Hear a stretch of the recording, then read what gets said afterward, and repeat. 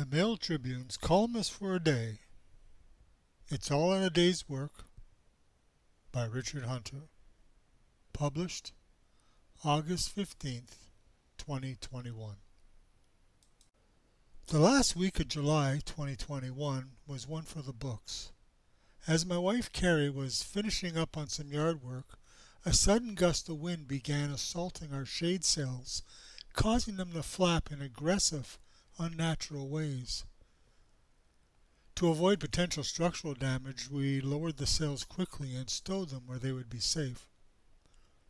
I contemplated the weather that was making its way towards Jacksonville as I headed downstairs to the garage to put away some tools. Then things started getting really weird. A monstrous wind gust swept past our house, announcing its arrival. I was suddenly laser focused on the two garage door windows. The metal panels of our garage door started vibrating violently.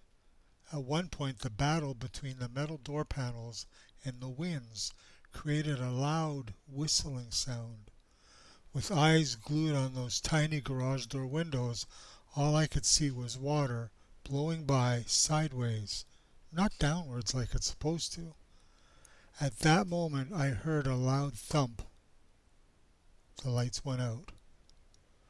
Running upstairs, I dashed out the front door into one of the heaviest rains I've seen since moving to Jacksonville from Arizona. It was reminiscent of the many times Carrie and I just sat and watched the monsoon madness engulf our former Tucson neighborhood. Now here I was, soaking wet, standing at the end of our driveway in Jacksonville, watching the chaos. Laying across our street, preventing any escape for the 6 homes at the top of our cul-de-sac, was this 80-plus foot ponderosa pine, snapped like a toothpick 20 feet above its root base. I was now facing a wall of pine branches 15 feet high by 15 feet wide, and it covered the road's width entirely. Out came my cell phone.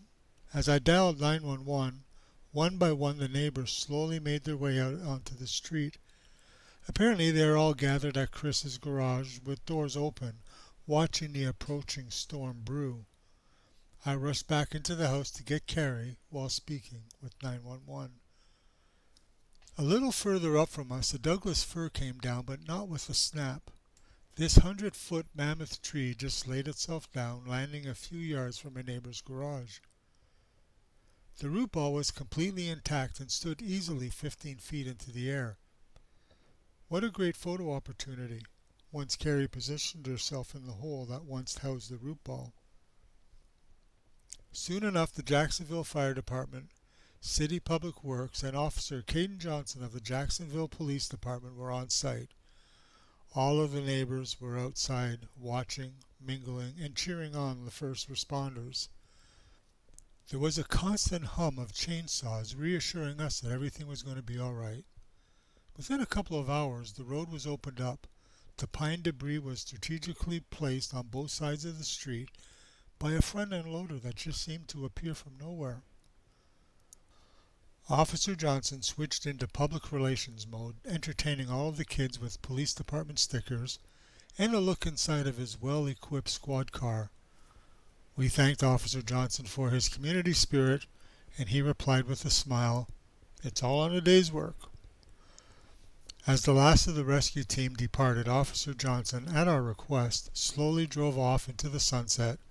The whoop-whoop of his siren loudly echoed as every one of his emergency lights proudly came to life. I sent a series of digital pictures and video to KOBI-TV and was pleased to receive a call from them a few hours later asking my permission to use my digital media. Without hesitation I agreed, and for the next 3 or 4 days I was thrilled to see on TV friends and neighbors making the best out of this situation. For days to come there would be plenty to talk about around the dinner table. Yeah, we have so 5, 4, and... Thank you, officers. She did it. It was her. This one. She pushed the tree down. Right.